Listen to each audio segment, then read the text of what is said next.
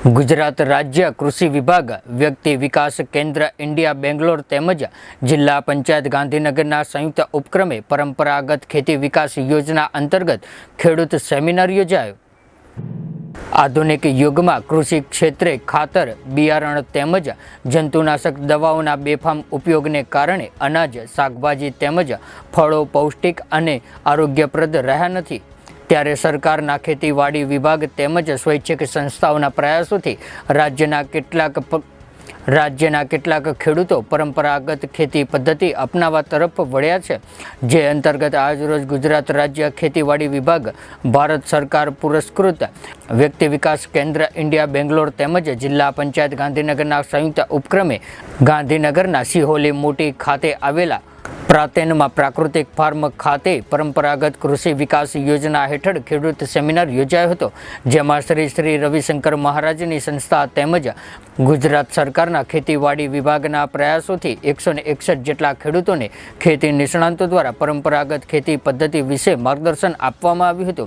त्यारे आजनी खेडूत शिबिरमां खेतीवाड़ी विभागना project director वर्मुरा साहेब, श्री श्री रविशंकर महाराजना कृपा पात्र श्री चिंतनभाई व्यास, रिसोर्स पर्सन नरेन्द्रभाई मंडीर तेमज निवृत्त अधिकारी डॉक्टर मनहरभाई पटेल द्वारा परंपरागत कृषि विकास योजना की विस्तृत माहिती आपवामां आवी हती। आ उपरांत रासायणिक खेती, जैविक खेती, प्राकृतिक खेती विषय पर व्याख्यान अने विविध पाकना निदर्शन पण करवामां आव्युं हतुं।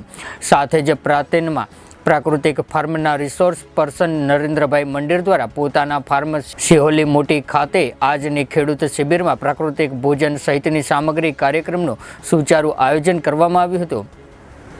प्राकृतिक कृषिना भागरूपे प्रातेनमा प्राकृतिक फार्म खाते एक सरस मजानो कार्यक्रम परंपरागत कृषि विकास योजना भारत सरकार जे व्यक्ति विकास केन्द्र बेंगलोर खेतीवाड़ी खातु गुजरात राज्य અને જિલ્લા પંચાયત કચેરી ગાંધીનગર દ્વારા 161 ખેડૂતો જે રજિસ્ટર્ડ થયેલા છે એનો આ કાર્યક્રમ છે।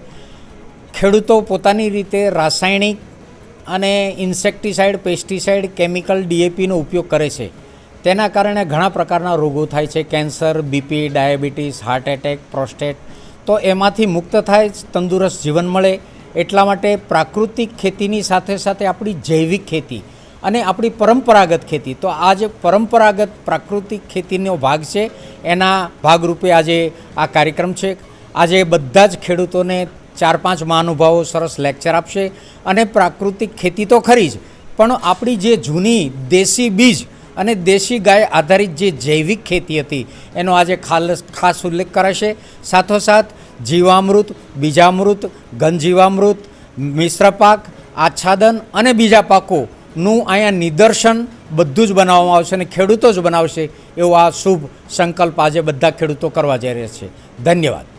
અમારા તમામ અપડેટ્સ મેળવવા માટે જોતા રહો આપણું ગુજરાત ન્યૂઝ। तो व्हाट्सएप, ट्विटर, फेसबुक, इंस्टा जहाँ भी आपका अकाउंट है, इसे शेयर बटन के द्वारा वहाँ पर शेयर करें।